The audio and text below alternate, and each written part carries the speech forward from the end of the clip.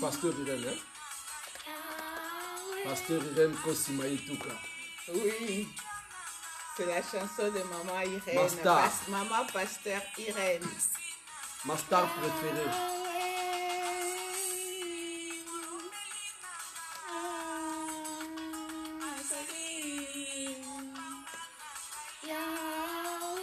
Ma star.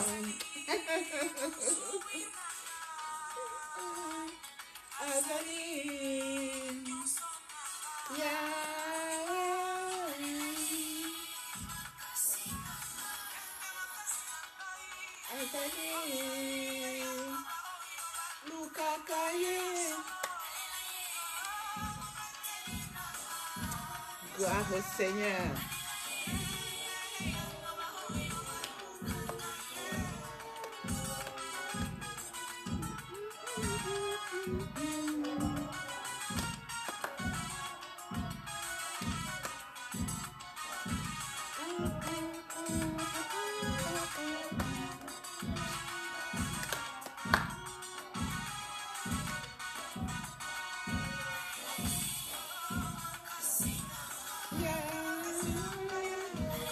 Gloire au Seigneur. Gloire, gloire, gloire, gloire, gloire. Vraiment que le Seigneur vous bénisse, vous bénisse, vous bénisse abondamment. Qu'il bénisse Maman Pasteur Irène Maïtouka. Bienvenue, bien-aimés de Dieu. Shalom dans vos maisons. Shalom, shalom, shalom partout où vous nous suivez en ce moment. Bienvenue dans votre émission Face AB de Paris qui vous est présentée par votre humble servante Maman Priscilla Kibissoa, RTP Paris, Radio Télé Puissance Paris. Merci pour votre fidélité, merci pour la confiance que vous renouvelez à votre chaîne RTP Paris, à votre émission Face AB de Paris. Bien-aimés dans le Seigneur, comme vous le constatez, je ne suis pas seule ce soir. Nous avons la joie et le privilège de recevoir pour vous l'homme de Dieu, le pasteur, le révérend pasteur Daclo. Il est responsable de l'église La Puissance du Saint-Esprit à Saint-Denis. C'est un homme de Dieu que moi j'ai surnommé l'homme à la cruche. Voilà, ce soir, bien-aimés dans le Seigneur, nous allons nous entretenir autour d'un thème que nous avons intitulé La femme chrétienne et les réseaux sociaux. La femme chrétienne et le média, plus précisément, et les réseaux sociaux. Vraiment que le Saint-Esprit nous assiste pendant cette émission, que le Saint-Esprit soit là au milieu de nous, que les anges de Dieu soient parmi nous. Restez branchés, connectés, vous ne serez pas déçus. C'est un homme qui parle bien. Alors, shalom, homme de Dieu. Shalom, servante Priscilla. Merci d'avoir accepté notre invitation. Merci d'être là. C'est toujours une joie pour l'émission Face à AB de Paris de vous recevoir. Ce n'est pas la première fois. Et chaque fois que vous passez sur notre plateau, nous sommes toujours honorés, nous sommes toujours dans la joie. En tout cas, merci d'être là, homme de Dieu. Merci. Alors, vous voulez peut-être faire une petite prière avant que nous puissions continuer? Gloire au Seigneur, nous pouvons commencer par la prière. Tendre Père Céleste, Dieu grand, Dieu redoutable, Dieu incomparable, Maître de temps et des circonstances, notre Dieu, toi qui connaissais la journée, l'heure, et tu connaissais cette circonstance, Seigneur Dieu, tu as permis que nous puissions réaliser et que nous puissions être devant ton peuple. Tu as permis, Seigneur, que nous puissions parler. Merci pour ta présence parmi nous. Car il est écrit là où 2 ou 3 sont réunis à ton nom, tu es là. Oui, nous sommes là, Seigneur. Merci pour ton inspiration. Car dans ce temps où nous sommes en train de vivre, personne n'enseignera son prochain, mais c'est l'Esprit de Dieu qui parlera au peuple de Dieu. Père, nous croyons que tu vas nous inspirer en ces lieux et tu as béni ces lieux, tu as sanctifié tout ce que nous allons faire pour ta gloire. Merci pour la disponibilité de nos bien-aimés qui sont branchés pour nous écouter. Qu'ils soient déjà bénis dans le nom précieux de notre Seigneur Jésus-Christ. Amen. Amen, amen, amen, amen, amen. Gloire au Seigneur, gloire au Seigneur. Ah, merci, homme de Dieu. Alors, quand vous acclamez, moi aussi je dois acclamer. On acclame le roi des gloires, le Seigneur des Seigneurs. Amen. Amen, amen. Alors, bien-aimés dans le Seigneur, permettez-moi de saluer mes partenaires privilégiés. Bon. Les partenaires privilégiés de cette émission Face AB de Paris. Alors, shalom à mon ami François Van des Antilles, ainsi qu'à son épouse Rita aux Antilles. Shalom, shalom. Alors, shalom au pasteur Aaron Kiambi. Shalom dans ta famille.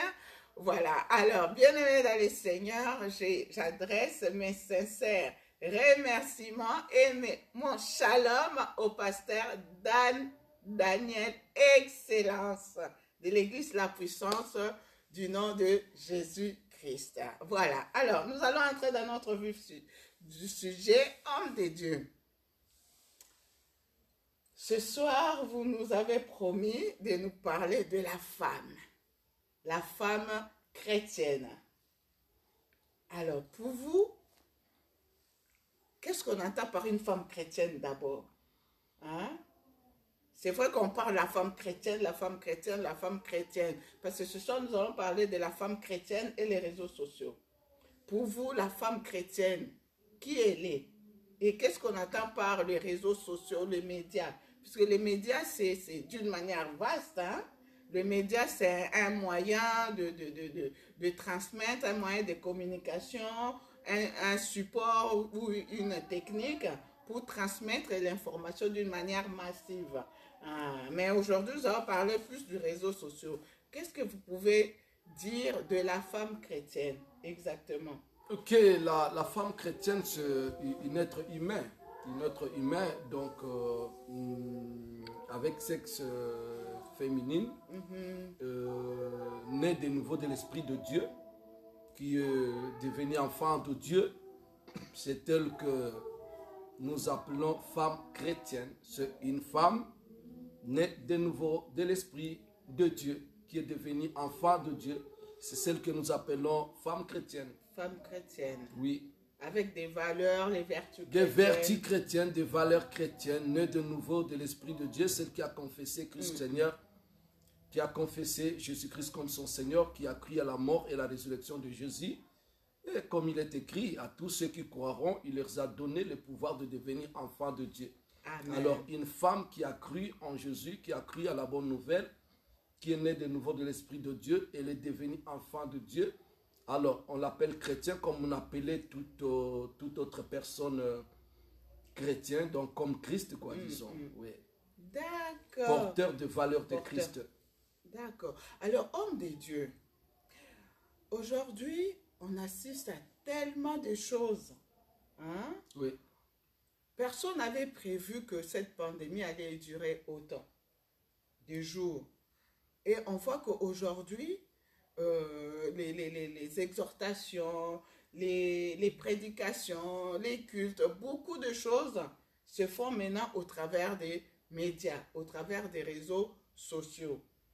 Parce qu'aujourd'hui, on va plus rester sur les réseaux sociaux. Voilà, sur les réseaux sociaux.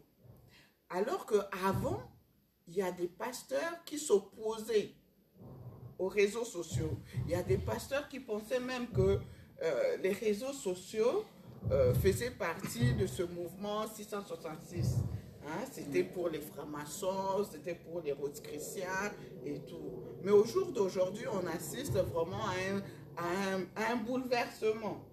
Qu'est-ce que vous pouvez dire par rapport à ça? Est-ce qu'une femme chrétienne peut-elle avoir un compte Facebook, par exemple, ou un compte Instagram, ou avoir beaucoup d'autres applications?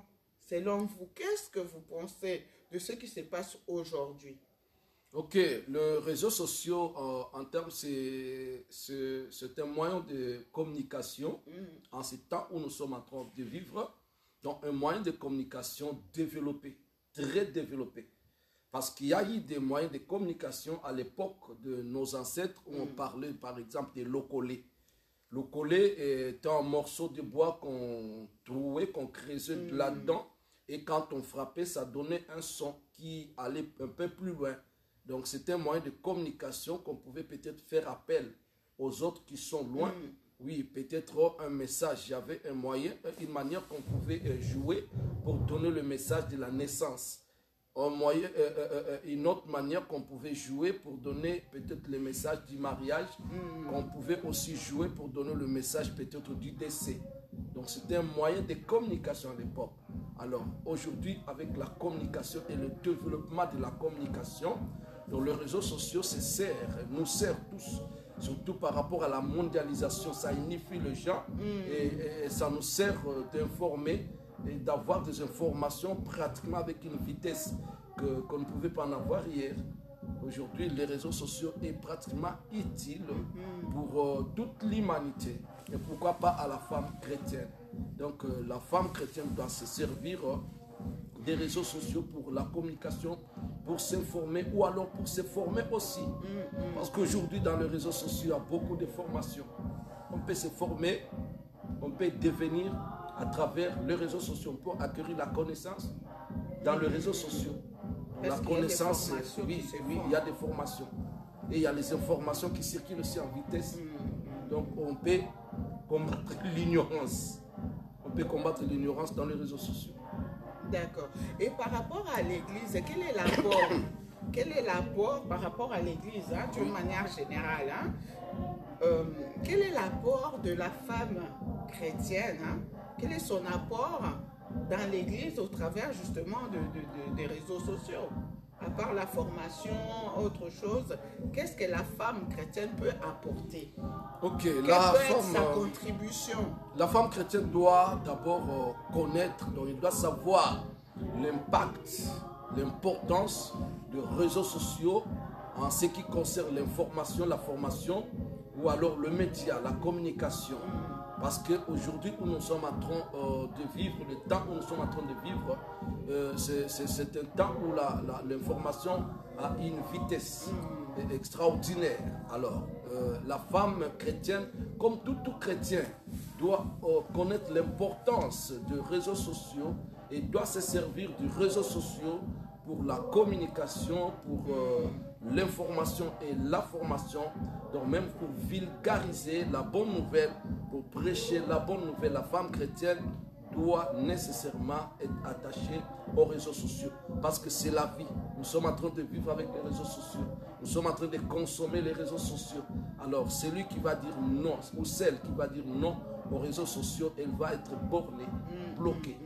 Et elle ne va pas participer à l'épanouissement et l'essor, à l'épanouissement de la parole de Dieu. Elle ne va pas contribuer à l'essor et expansion de la parole de Dieu, de la bonne nouvelle. Donc tous nous devons contribuer. Parce que selon les Écritures, nous sommes envoyés à faire de toutes les nations le disciple de Christ, du Seigneur. Alors aujourd'hui, le réseau social, c'est un moyen pour répandre la parole. C'est un moyen pour propager la parole, pour vulgariser la parole de Dieu qui est la bonne nouvelle. Alors si les hommes doivent se servir, pourquoi pas les femmes chrétiennes puissent aussi se servir de ces réseaux sociaux. Voilà. Alors, homme de Dieu, qu'est-ce que vous pouvez dire, prodiguer comme conseil justement à toutes ces femmes qui dans l'église, il y en a qui disent moi les réseaux sociaux, non, je n'ai rien à voir avec les réseaux sociaux, moi Facebook et tout, mais au point même qu'il y en a qui n'arrivent même pas à partager les messages de leur pasteur, à partager les prédications, à partager les émissions chrétiennes. Qu'est-ce que vous pouvez dire par rapport à ces jeunes femmes, à ces mamans, alors que là, vous nous dites que les réseaux sociaux peuvent contribuer à l'évangélisation? Il y en a qui se bloquent, qui n'arrivent même pas à partager. Ça c'est de l'ignorance, ça c'est de l'ignorance totale. Ça c'est de l'ignorance et c'est la manque de participation. Parce qu'en ce qui concerne le bien, les Écritures nous disent que celui qui retire la main, il est l'ami de celui qui tue. Celui qui retire sa main est l'ami de celui qui détruit ou de celle qui détruit. Donc voilà. Alors aujourd'hui, là, tous nous devons participer. Parce que la bonne nouvelle nous dit de faire de toutes les nations le disciple du Seigneur. Les disciples sont les écoliers. Les disciples sont les apprentis. Les disciples sont ceux qui viennent pour apprendre la parole de Dieu. Donc nous devons permettre que toute l'humanité parvienne à la connaissance de la bonne nouvelle, qui est la vérité. Alors, cette participation, cette contribution, aujourd'hui où nous sommes en train de vivre, c'est les réseaux sociaux qui est l'outil majeur pour propager la parole de Dieu dans le monde entier. Toute femme chrétienne qui veut participer à l'essor expansion de la bonne nouvelle doit s'adhérer dans les réseaux sociaux et doit participer à toute forme de contribution. Donc, par exemple, le partage des vidéos, le partage des enseignements, le partage des audios, donc le partage des activités de son église. Donc, une femme qui est membre d'une église, une membre active, ne doit pas se borner qu'à venir écouter et garder pour elle. Non. Ou alors peut-être avoir un compte Facebook pour elle. Non. Elle doit avoir le compte Facebook pour vulgariser la parole de Dieu, pour propager la parole de Dieu, pour travailler pour l'épanouissement de la bonne nouvelle dans le monde entier, afin que tout le monde puisse parvenir à la connaissance de cette bonne nouvelle. Tu peux avoir une amie, une copine qui n'est pas encore née de nouveau de l'Esprit de Dieu, qui n'a pas encore écouté la bonne nouvelle, mais parce qu'elle est amie avec vous à travers votre compte Facebook, Instagram, elle peut rencontrer la bonne nouvelle qui puisse entrer dans ses oreilles et s'aimer la puissance de Dieu dans son cœur et ramener à la nouvelle naissance. Amen. Donc c'est ça la contribution. Maman, Facebook est utile pour toi. À partir d'aujourd'hui, maman, femme, vous qui êtes dans l'église, qui écoutez la parole de Dieu, vous vous servez de la télé, vous regardez les émissions, vous regardez beaucoup de choses à la télé et pourquoi pas sur les réseaux sociaux. Voilà. Merci beaucoup, homme de Dieu. Effectivement, comme vient de le dire... Et ce que vous avez dit, par exemple, de l'Illuminati, de 666, oui, ça c'était de l'ignorance. La majorité des pasteurs qui hier disaient que Facebook, Instagram, YouTube, c'est pour les Illuminati, c'est de la franc-maçon, mais ils étaient dans l'ignorance. À peine, ils sont venus en pluie, en masse. Ils sont devenus de grands blogueurs. Ils sont devenus des grands prédicateurs sur Facebook. Ce sont eux qui sont en train de consommer maintenant Facebook nuit et jour. Mais hier, ils disaient que ce n'était pas bon, c'était satanique. Maman, vous savez que le Seigneur, un jour, il avait besoin d'un outil pour propager la parole de Dieu. Il a demandé les bateaux pour aller en plein nom, afin de se servir de l'écho, pour parler avec une écho, afin que ceux qui étaient loin puissent écouter la parole de Dieu. Aujourd'hui, nous avons des baffles, des haut-parleurs, juste pour permettre que dans une salle, ceux qui sont loin puissent écouter la voix de celui qui est là. Tu vois? Et les fabricants, la technologie, les fabricants de tous ces appareils, en réalité, peut-être sont des satanistes, sont des athées. Ils fabriquent. Même les avions que nous Voilà. Donc ça, il ne faut pas tenir compte de toutes ces choses-là. Nous, notre problème, c'est que tout ce qui est devant, nous devons le sanctifier, le purifier par la parole, par la prière et par le sang de Jésus-Christ. Voilà. Amen, amen, amen. Merci beaucoup, homme de Dieu. Donc, maman, vous n'avez plus d'excuses. Hein? Donc, contribuez à l'évolution, contribuez à... mais écoutez, si vous trouvez que moi, votre pasteur, je suis sataniste parce que je suis en train d'utiliser les réseaux sociaux, vous n'avez qu'à quitter l'église. Mais sinon, j'appelle toute l'église à s'adhérer et à participer, à contribuer. Voilà. Oui, je donne même conseil aux dames de mon église de peut-être, si vous ne voulez pas que votre visage puisse apparaître, peut-être vous pouvez mettre un autre nom. Donc, abrégé ou alors changer le nom. Compte avec avec un autre nom. Oui, mais si vous faites ça aussi avec un autre nom, les amis ne vont pas vous découvrir, vous identifier. Donc, vous cachez votre foi, en fait. Si vous cassez votre visage, peut-être... de cacher aussi voilà. sa foi.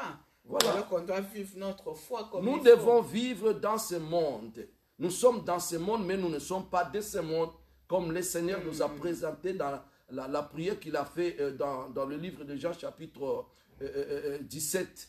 Jean 17, oui, Jean 17, oui. Là, le Seigneur a tout dit. Il a tout dit, que nous ne sommes pas de ce monde. Nous sommes dans ce monde, mais nous ne sommes pas de ce monde. Nous ne serons pas amis du monde.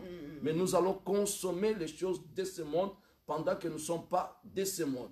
Nous sommes passagers dans ce monde. Nous allons utiliser tout ce qui est dans ce monde. Dans le désert, le peuple de Dieu ont utilisé les eaux du désert. Ils ont utilisé les rochers du désert. Mais ils étaient passagers dans le désert. Voilà, nous aussi dans ce monde, nous sommes passagers. Nous allons tout utiliser de ce monde. Au lieu de venir l'utiliser en retard. Voilà, nous autres là aujourd'hui, les amis qui étaient... Qui avaient compris. Voilà, ils sont avancés. Donc voilà. D'accord, ok, homme de Dieu. Je pense qu'on reviendra dans notre prochaine émission, on parlera peut-être de comment servir Dieu. Parce que peut-être il y en a qui pensent que pour servir Dieu, peut-être il y en a qui pensent que pour servir Dieu, il faut seulement prêcher, il faut seulement faire ceci ou cela, alors qu'on peut servir Dieu de différentes façons, même dans le partage. Comme vous venez de le dire, c'est aussi une contribution. Mais imaginez que vous avez sur votre page Facebook 5000 amis et que vous arrivez à partager, à publier le message et vous avez peut-être abonné à 300 groupes. Et dans ces 300 groupes, chaque groupe a beaucoup de gens dans ces groupes-là. Alors maintenant, quand vous publiez et vous partagez, c'est un grand travail que vous êtes en train de faire. C'est une grande participation. D'accord. Oui. Alors, homme de Dieu, puisque nous sommes en train de parler de la femme chrétienne, hein, Oui. de la femme chrétienne, on va peut-être en profiter aussi pour dire un mot par rapport aux femmes épouses des pasteurs, à la maman pasteur, hein, à la maman pasteur. Quel est l'apport de la maman pasteur, épouse du pasteur, dans l'église d'une manière générale? Est-ce que maman pasteur, en tant qu'épouse du pasteur, doit être d'office le deuxième, comment dirais-je, le numéro 2, comme on dit, dans l'église, c'est-à-dire après son mari pasteur d'office, c'est elle? Ou bien quelle est la contribution de la maman pasteur dans l'église? Et comment peut-être ça va venir après cette question. Ok, j'ai compris. Si j'ai compris, la maman, c'est celle qu'on appelle maman pasteur. C'est l'épouse du pasteur. Oui. C'est la femme du pasteur. Premièrement, elle est femme du pasteur. Alors, selon la bénédiction que Dieu a donnée à Adam, Dieu a dit à Adam, je te donnerai une aide semblable. Donc, une aide semblable. Donc, une aide qui va participer, qui va contribuer, qui va accompagner ta vie. Donc, elle sera semblable à toi, mais elle sera là pour t'aider. Cela veut dire pour compléter, pour faire là où tu ne peux pas faire, pour accomplir ce que tu ne peux pas accomplir. Ça, c'est dans les foyers. Mais maintenant, dans l'église, la femme, ou alors maman pasteur, d'abord, c'est une femme. D'abord, elle doit être chrétienne. Chrétienne qui vient à l'église comme chrétienne. Alors, votre question pour dire que d'office, elle est obligatoire et elle doit être le numéro 2 de l'église. Ça, je dis non. Cela n'est pas écrit comme ça. Non. Parce que c'est ce qu'on remarque dans la plupart des assemblées. Non, ce n'est pas obligatoire que la femme du pasteur aussi doit être pasteur. Non. Beaucoup de nos bien-aimés pasteurs ont commis des erreurs. Des grosses erreurs qui ont tourné à mal. Oui. Qui ont tourné à mal. Et de même femmes, d'autres femmes ont jalousé leur mari. Parce que quand ils trouvent que toute la considération est dirigée que vers l'homme, et elle est jalouse. Elle se dit, mais moi aussi j'ai le ministère, alors pourquoi toute l'église sont branchées que vers... Bon? Oui. Il y a des femmes qui jalousent J'ai connu des femmes qui jalousent leurs époux. Jalouses de son époux. Non pas du lit conjugal, mais du ministère à l'église. Non. Oh. Jusqu'à trahir, jusqu'à critiquer, jusqu'à combattre. Une femme, maman mais pasteur, je te dis, il y a des hommes, il y a des couples pasteurs qui se sont séparés, non pas à cause du lit conjugal, mais à cause du ministère. Parce qu'à l'église, les gens n'ont égard qu'au pasteur et pas à moi, et le pasteur ne fait rien. Ah bon? Ah oui, ils sont allés jusqu'à divorce. Donc voilà. Donc ça, c'est peut-être les erreurs que beaucoup de serviteurs ont fait, faisant de leurs femmes des pasteurs, peut-être sans appel. Et peut-être que les femmes n'avaient pas... Pas d'appel. Pas d'appel. Ah, Pas d'appel, juste que pour plaire. Voilà. ah bon? Juste pour plaire. La femme du pasteur doit d'abord être chrétienne dans l'église. Membre dans l'église. Née de nouveau. On doit, oui, née de nouveau, chrétienne. Et on doit découvrir en elle le vertu chrétienne. Et des capacités jusqu'à identifier qu'est-ce qu'elle peut apporter à l'église. Elle peut être une bonne intercesseur, comme mon épouse. C'est une intercesseur à l'église. Oui, elle est intercesseur. Mais quand, par exemple, la femme du pasteur a un ministère, Si elle a un ministère, il faut vraiment authentifier le ministère. Ah oui, le ministère doit être authentique. Il faut bien identifier le ministère. Il faut bien identifier le ministère. Alors, si le ministère est bien identifié, c'est alors qu'on doit le confirmer. Et Mais quand non, on confirme, peut-être on aura une bonne servante de Dieu qui aura apporté la vie à l'église, qui aura apporté un bon soutien à l'église. Il y en a beaucoup, plusieurs. Peut-être l'homme est affaibli, mais la femme elle tient. Voilà, la femme, elle tient. Il y a D'accord. beaucoup de femmes qui ont tenu. Il y a beaucoup de femmes qui ont relevé l'église. Oui, nous connaissons l'exemple de Maman Amy Coutinho. C'est une femme, si elle était faible, avec tout ce que l'archibishop a connu, l'église n'allait pas exister. Donc ça, c'était un visionnaire qui avait détecté, qui avait découvert, qui avait identifié le ministère dans sa femme. Et c'est comme ça que il s'est servi de cette femme, de ce ministère, et aujourd'hui le couple ou la famille ou l'église est bénie. Amen, amen, Voilà. amen, amen. Mais il y a Donc, d'autres qui ont fait de leurs épouses des pasteurs, sans appel, sans ministère. Voilà. Ah, ok. En tout cas, merci beaucoup pour cet éclaircissement. Alors, moi, j'en profite pour saluer Maman Marinette, l'épouse de notre pasteur titulaire de Paris, l'épouse du pasteur Daniel Excellence. Salut maman, soyez bénie maman. C'est une femme effacée. Oh, gloire à Dieu. Vraiment, elle est effacée. Elle est dans son rôle de dans maman l'ombre. pasteur. Ah, elle est dans son Et rôle. des femmes pareilles, elles font de leur mari des hommes forts. Oui, elles font de leur mari des hommes forts. Parce qu'elle n'est pas là dans le matu-vie. Peut-être elle prie en secret. Elle donne de bons conseils, mais elle n'apparaît pas. Voilà. Que vous pouvez commencer, vous pouvez découvrir une femme comme ça, peut-être qui travaille plus que celle qui apparaît. Tout à fait. Voilà. C'est vraiment une femme. Shalom, maman. Shalom, maman. Soyez bénie, maman. Beaucoup de fleurs. Ok, j'en profite aussi pour saluer Maman de Tikizamina, l'épouse de notre papa, de notre daddy, l'évangéliste international, Kizamina Kibile. On dit souvent derrière un grand homme, il y a une grande dame. Ouais, elle aussi, elle a travaillé. Elle a, elle a pris, elle a soutenu l'homme. Tout à fait, tout à fait. Derrière un grand homme, il y a une héroïne qui se cache. Voilà. On la vit dans des grandes activités, dans des grandes manifestations. Quand l'homme de Dieu est en activité, on voit à côté son épouse. C'était merveilleux. Maman, soyez bénie, maman. Alors, homme de Dieu, on continue notre émission. Alors, il y a une question qui me vient comme ça, hein, suite à de nombreuses réactions, suite à de nombreuses questions, parce que n'oubliez pas que l'émission Face à B de Paris est là pour vous présenter nos réalités quotidiennes, hein, à la lumière de la parole de Dieu. Homme de Dieu, qu'est-ce que vous pouvez prodiguer comme conseil au jour d'aujourd'hui par rapport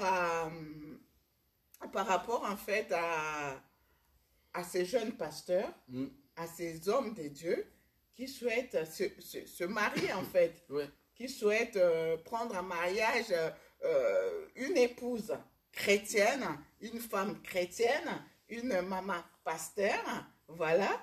Alors, qu'est-ce que vous pouvez prodiguer comme conseil à ces jeunes pasteurs? En d'autres termes, quels seraient les critères essentiels, les critères à considérer avant d'épouser une femme chrétienne, une épouse d'un pasteur, en sachant bien que les branhamistes imposent à leurs hommes d'épouser que des femmes vierges. Ah oui. Hein? Qu'est-ce que vous pouvez dire par rapport à ça? Est-ce que la virginité aujourd'hui est encore d'actualité? Restez branchés, connectés, partagez, partagez cette vidéo parce que l'heure des vérités. Ça c'est fort, ça c'est fort, ça c'est fort, oui. Le choix de l'épouse, c'est quelque chose de très très très important. Parce que si vous ratez le choix, cela veut dire que vous ratez tout. C'est comme un avion, quand il va rater le décollage, c'est vraiment la destruction totale. Quand vous ratez le décollage, c'est que l'avion est parti. Donc, toutes les vies qui sont là est partie. C'est toute la vie qui est gâchée. Donc, voilà, le choix d'une épouse, c'est d'abord quelque chose de très important pour tout chrétien. Pour tout chrétien. Batamokibaye, Baloubi, ils ont dit ceci. Donc, avec le choix, quand vous voulez choisir, il faut vraiment être informé. Donc, Oalinga Bala, Tuna Sango. Donc, il faut être informé. Donc, mais pour le chrétien ou alors le pasteur, jeune pasteur, qui veut se marier, oui, il a droit aux informations et il a droit au témoignage. Mais le premier témoin, c'est Dieu. Amen. Le premier témoin de ce Dieu, il doit d'abord faire confiance à Dieu. Alors, pour avoir les informations auprès de Dieu, c'est qu'il faut être en contact avec Dieu. Il faut être en communion avec Dieu, en contact avec Dieu. C'est alors que Dieu va vous communiquer. Alors, pour être en contact avec Dieu, en communion avec Dieu, c'est la prière. Serviteur de Dieu qui veut avoir une bonne épouse dans sa vie doit prier. D'abord, il doit demander. Et après avoir demandé, quand il attend, il doit être rêvé. Qu'est-ce que je peux dire? Il doit demander. Parce que c'est Dieu qui donne. La Bible dit qu'il trouve une femme, trouve le bonheur. Une femme intelligente, c'est un don de l'Éternel. Donc le don de l'Éternel, cela veut dire que c'est Dieu qui donne. C'est Dieu qui doit donner. Alors il faut demander pour qu'on puisse vous donner. Alors le Dieu du ciel dit ceci. Si le père ou les parents de ce monde savent donner de bonnes choses à leurs enfants, à combien lui, notre Père Céleste, nous donnera des bonnes choses. Amen. Cela veut dire qu'un bon chrétien ou alors un serviteur de Dieu qui veut se marier doit prendre son temps à la prière, à demander. Vous savez, je vais vous donner un témoignage. Nous recevons à Kinshasa un homme de Dieu, un serviteur de Dieu qui vient organiser une campagne d'évangélisation. Alors, il était ami à mon pasteur. Alors, mon pasteur va m'engager pour aller aider le serviteur de Dieu. Alors, je suis allé, j'ai transporté les chaises. J'ai transporté les chaises, j'ai fait l'emplacement et j'ai participé à l'emplacement des instruments et j'ai participé à beaucoup de travaux. Et le monsieur m'a vu, donc l'homme de Dieu m'a vu. Il a vu comment j'avais souffert, comment j'avais travaillé, comment je me suis sacrifié et jusqu'à la réussite. Il était tellement ému, tellement touché. Alors, et il m'a dit, toi, tu m'as touché. Et à la foule, il va demander, il dit, frère, venez, vous qui êtes là, vous qui avez travaillé. Je suis passé devant, et le pasteur me dit, le serviteur me dit, frère, mon Dieu va te faire du bien. Demande tout ce que tu as besoin tout de suite. Je n'avais pas l'argent. Oui, je n'avais pas l'argent. C'était à l'époque où j'avais tout laissé et j'étais que dans l'église. Alors tout le monde avait les yeux vers moi. Et qu'est-ce que je dis? Oh, oui, pasteur, que Dieu me donne une bonne femme. Ah bon? Oui, dans la foule. Mais les gens se sont moqués de moi. Mais les messieurs, il y a plusieurs sœurs à l'église. C'est là où il va demander la femme. Je dis que Dieu me donne une bonne femme. J'avais dit une bonne femme, une bonne épouse. Oh frère, parce que tu as demandé, tu l'auras. Et l'homme de Dieu a prié pour moi. Et moi-même, j'ai cessé Laisse-moi vous dire, servant de Dieu, que dans ma vie, depuis que je suis chrétien, s'il y a un sujet à laquelle j'avais pris au sérieux dans ma vie, et s'il y a les plus grands sujets, je peux dire que les sujets que j'ai priés, je me suis investi, ce n'est pas pour le miracle, c'est pour trouver une femme. Une bonne femme. Voilà. Alléluia. Même mon pasteur est témoin. Même mon pasteur est témoin. Donc c'est pour trouver une femme. Donc j'ai prié et j'ai prié encore. Alléluia. J'ai prié et j'ai prié encore. Donc, conseil que je peux donner aux jeunes serviteurs ou pasteurs qui veulent se marier. Il n'y a pas seulement les jeunes serviteurs qui ont besoin du mariage. Il y a des pasteurs de 40 ans, 50 ans qui ont besoin de se marier. Voilà. Mais ils doivent seulement prier et demander à Dieu. Amen. Voilà. C'est ça le premier secret. Il y a beaucoup de secrets. Parce que vous pouvez aussi choisir. Vous pouvez aussi rencontrer. Maintenant, la marche. D'accord. C'est aussi un domaine. Ah. Maintenant, ce qui concerne le choix, comme vous venez d'évoquer le cas. On va peut-être l'éclairer par rapport à la parole de Dieu, hein, ce que j'ai dit par rapport aux femmes vierges. Hein. Oui, les Écritures qui soutiennent les branhamistes là. Voilà. Je crois que c'est dans Lévitique 21 au verset 13. Hein. Alors, Lévitique 21, verset 13, la parole de Dieu nous dit, « Ils prendront pour femme une vierge. Il ne prendra ni une veuve, ni une femme répudiée, ni une femme déshonorée ou prostituée, mais il prendra pour femme une vierge parmi son peuple. » Homme de Dieu, est-ce que Makamboyo est toujours d'actualité? Et c'est encore d'actualité cette parole? Est-ce que vous pouvez nous éclairer, nous éclaircir par rapport Ok, je vais dire que ça, c'était recommandé aux sacrificateurs. Oui. C'était recommandé aux sacrificateurs. Comment un sacrificateur devrait se comporter, comment un sacrificateur devrait se marier. Et si tu vas voir là-bas, peut-être on interdit même aux sacrificateurs de toucher les cadavres. Alors, je ne sais pas si les pasteurs d'aujourd'hui ne touchent pas les cadavres. Ok? S'ils ne touchent pas les cadavres, je ne sais pas. Mais cela était dit. Si vous allez lire là-bas, vous allez trouver que le sacrificateur ne pouvait pas toucher les cadavres. Donc, dès qu'il touche le cadavre, il est impie. Alors, maintenant, allons dans l'autre côté, on dit, il va prendre une femme vierge. Ok, est-ce que la virginité aujourd'hui est charnelle, physique, ou la virginité aujourd'hui est spirituelle? Parce que dans le domaine de la virginité, nous avons deux sexes. Il y a le sexe masculin et le sexe féminin. Voilà. Alors, chez l'homme, il y a la circoncision. Et chez la femme, il y a la virginité. Pour être pur avec une femme, il faut qu'elle soit vierge. Pour être pur en alliance avec Dieu, avec un homme, il faut qu'il soit circoncis. Ok, cela s'est passé charnellement. L'homme, la femme, doit garder son sang, mais l'homme doit verser son sang. Oui. L'homme doit verser son sang par la circoncision. Et la femme doit garder son sang par la virginité. Virginité, d'accord. Ok, alors la femme qui va briser sa virginité et que le sang va se répandre, c'est qu'il sort dans l'alliance de la gloire. Et le cabote. Et l'homme qui garde son sang sans le verser, il est cabote. Voilà. Alors, maintenant où nous sommes en train de vivre, vous pouvez lire Galates chapitre 6, verset 15, pour que nous puissions trouver la réponse, que ce que nous devons faire aujourd'hui doit être charnel ou spirituel. C'est la circoncision charnelle, la virginité charnelle, ou alors spirituelle que nous allons considérer là-dessus. Je crois que mes frères branhamistes, que le Seigneur vous bénisse, surtout les branhamistes. Je parle des branhamistes. Shalom, que le Seigneur vous bénisse abondamment. Nous allons éclairer les choses. Alors, c'est dans Galates, combien? Galates chapitre 6, verset 15. Galates 6, verset 15. Hein? Alors, nous lisons la parole de Dieu. La parole de Dieu nous dit ceci, hein? Car ce n'est rien que d'être circoncis ou incirconcis. Ce qui est quelque chose, c'est d'être une nouvelle créature. Ok. C'est d'être une nouvelle créature.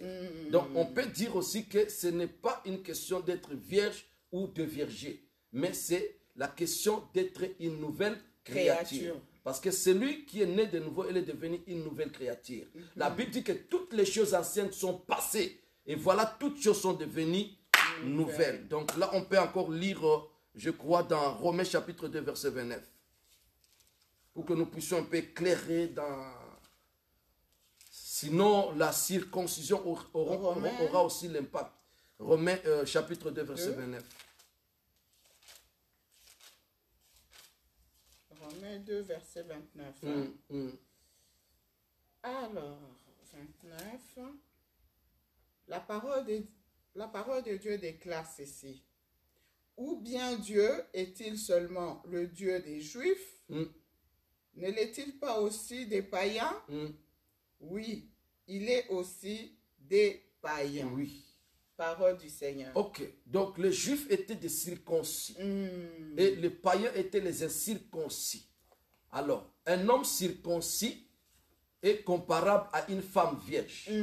Alors, comme si on pose la question, est-ce que Dieu est seulement Dieu des vierges ou alors le Dieu de ceux qui aussi sont des virgins?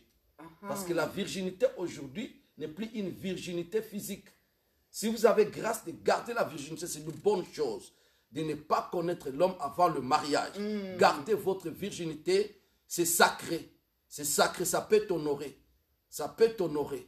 Mais sinon, la femme qui est déviergée ne peut pas perdre son espoir du mariage, ne peut pas aussi perdre son espoir d'être épousée par un pasteur. Ou alors, vous qui êtes pasteur, bien-aimé, ne doutez pas ou ne refusez pas une femme déviergée. Parce qu'aujourd'hui, nous connaissons sur beaucoup de choses. Il y a des femmes qui sont entrées vierges dans le mariage, mais ce sont eux qui ont brûlé, qui font n'importe quoi. Non, mais attention. Quand il va découvert, mais ça devient, c'est plus que la bombe.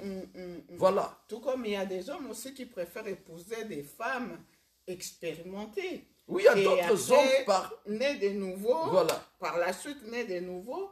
Et il y a ces hommes qui sont heureux dans leur mariage. Ils sont heureux parce que la femme est née de nouveau de l'Esprit de Dieu. Tu vas aller prendre une femme vierge, mais païenne, qui n'est pas née de nouveau de l'Esprit de Dieu. Mais parce que le vierge, non, la virginité n'est plus physique, ni charnelle, mais elle est du cœur, elle est spirituelle. Donc, allez prendre une femme qui est née de nouveau de l'Esprit de Dieu. Parce qu'elle vient de naître. Notre naissance ou notre vie n'est plus physique, n'est plus charnelle, mais elle est spirituelle. Si tu rencontres ça, c'est pour la chair. Ça, c'est la chair. Ouais, ça, c'est la chair. Tout à fait.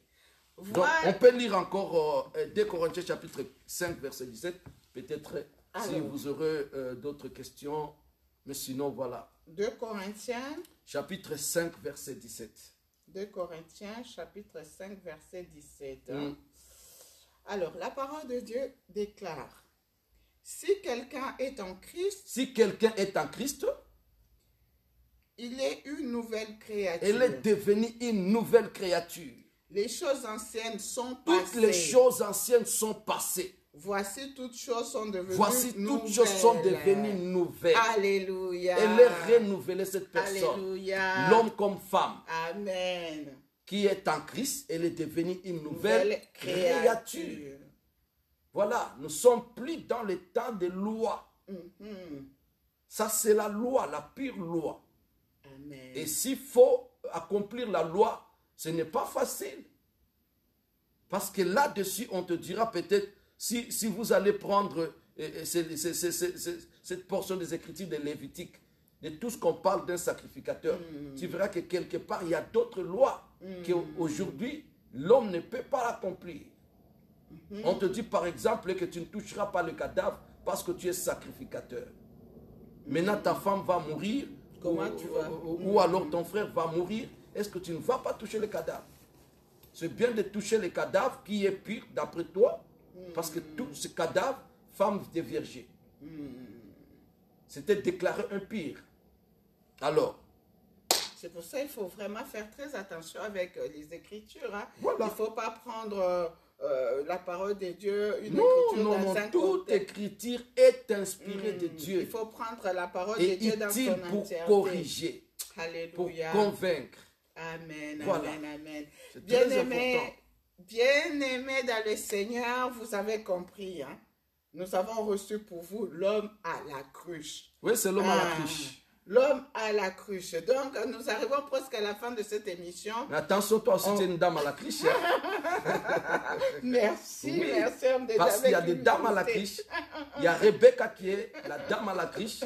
Quand Eliezer de Damas va aller chercher la femme pour Isaac.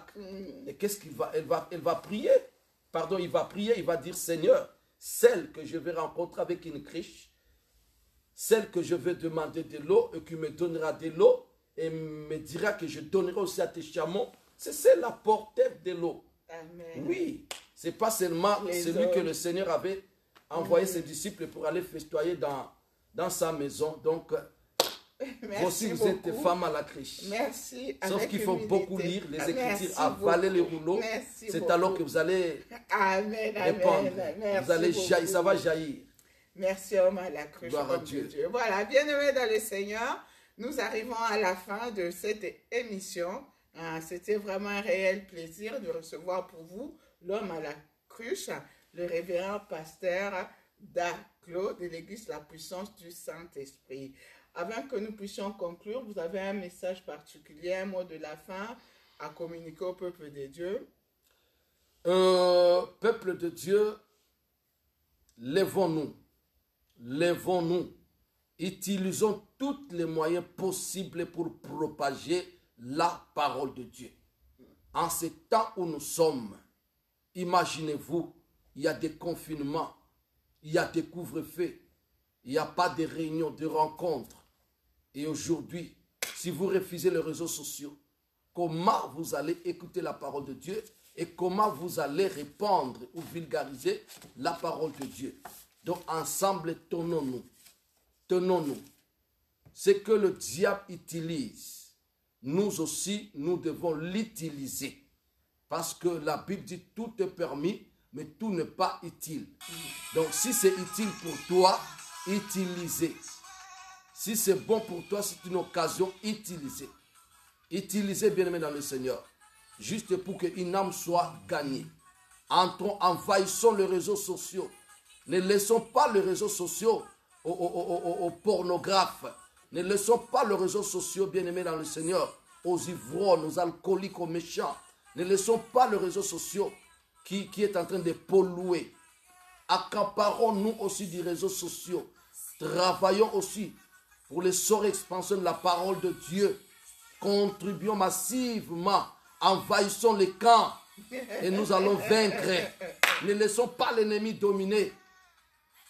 Voilà. Envahissons, allons comme des sauterelles, allons en multitude. Quand vous partagez un message, partagez-le en masse, sans modération d'ailleurs. Voilà. Voilà, bien-aimés dans le Seigneur, nous arrivons à la fin de notre émission Face AB de Paris. Merci au Seigneur parce que c'est lui le réalisateur et le promoteur de cette émission. Nous rendons vraiment grâce à Dieu pour sa présence. Merci à vous tous aussi pour votre fidélité. Partagez l'émission. N'hésitez pas à vous abonner sur notre chaîne YouTube RTP Paris, Radio Télé Puissance Paris. Et si vous souhaitez participer, n'hésitez pas à nous appeler aussi au 0033 7 66 53 10 80 ou à nous envoyer un message mail sur cette adresse qui vit sur priscilla@gmail.com.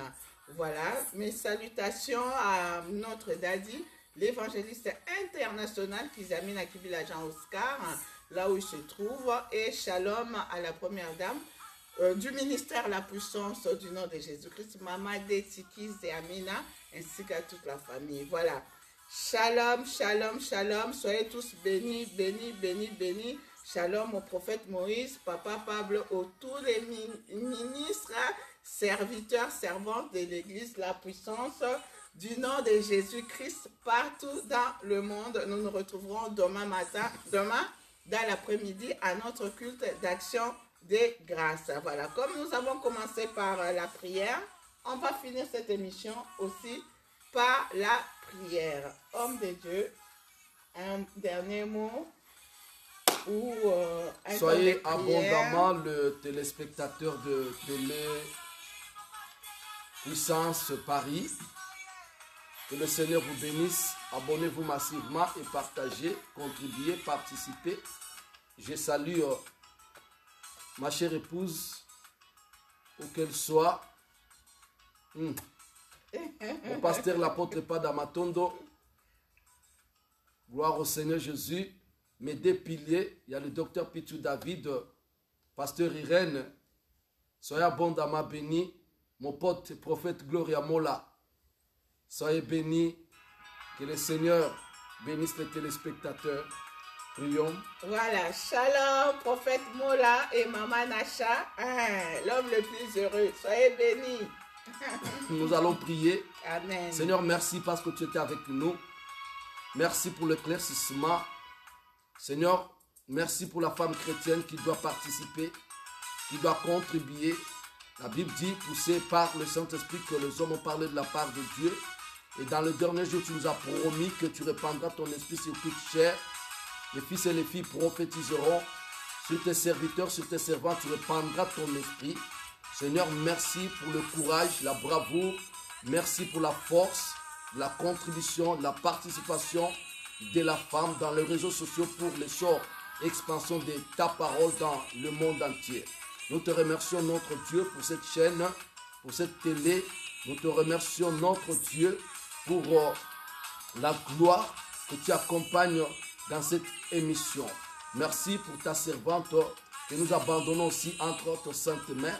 Sagesse, intelligence et grâce dans sa vie, dans le nom précieux de notre Seigneur Jésus-Christ. Amen. Amen. Merci aussi à notre frère caméraman, à toute l'équipe technique. Shalom, shalom, shalom. Gloire au Seigneur. Gloire au Seigneur. Merci beaucoup, homme de Dieu. Amen. Merci d'être venu. Soyez bénis, À femme notre d'État. prochain numéro. Soyez bénis. Merci. Amen.